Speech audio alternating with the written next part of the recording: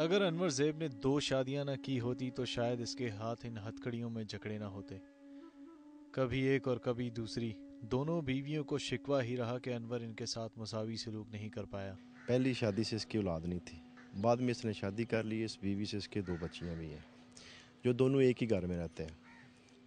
تو جب 2 عورتیں ایک گھر میں ہوں اور کسی کے ساتھ زیادہ پریت ہو, کسی کے ساتھ تھوڑی سی کم ہو, یہ کہتا ہے کہ وہ جو میری دوسری بیوی پہلی بیوی پہ الزام لگاتی تھی, یہ اس کو تویز دیتی ہے, یہ کرتی ہے, وہ کرتی ہے, اپنی طرف مائل کرتی ہے, اس وجہ سے میں نے تنگ آ کے ایسا کام کیا. انور کی پہلی شادی سے اولاد نہ ہوئی تو اس نے دوسری شادی کی.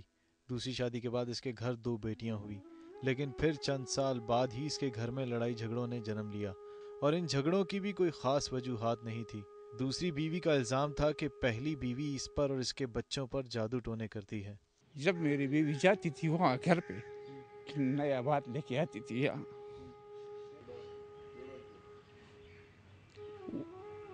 اوپر سے ماں فون کرتی تھی کہ میری بیٹی بیمار ہو گئی, تو باتوں باتوں میں شروع ہو گیا کہ اپنی بیوی کو سمجھا دے, یہ تعویذ مویزیں چھوڑ دے.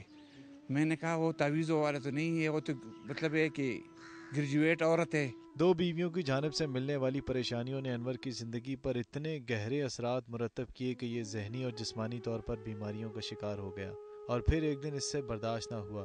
دوسری بیوی کا باپ اس کے ہاں آیا تو ہمیشہ کی طرح گھر کے حالات پر بحث و تکرار ہوئی, اور پھر یہ بحث اتنی شدت اختیار کر گئی کہ انور زیب نے پستول نکال کر 3 گولیاں چلا دی, جس سے اس کا سسر شدید زخمی ہو گیا اور اسے فوری طور پر DHQ اسپتال منتقل کیا گیا.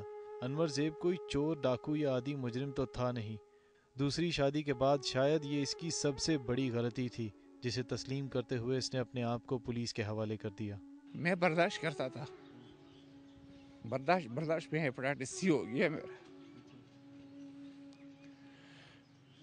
اسی دن یہ لوگ آ گئے وہاں, اور اس دن بس یہ باتیں کر رہا تھا کہ اپنی بیوی کو سمجھا دے اور کیوں یہ کام کرتا ہے.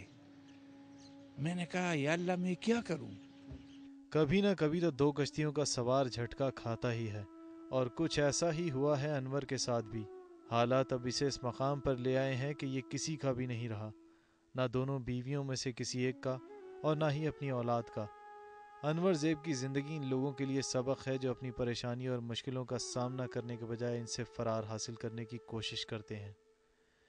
کیمرہ مین عبدالواحد کے ساتھ نعمان مقصود, CNBC پاکستان, راولپنڈی.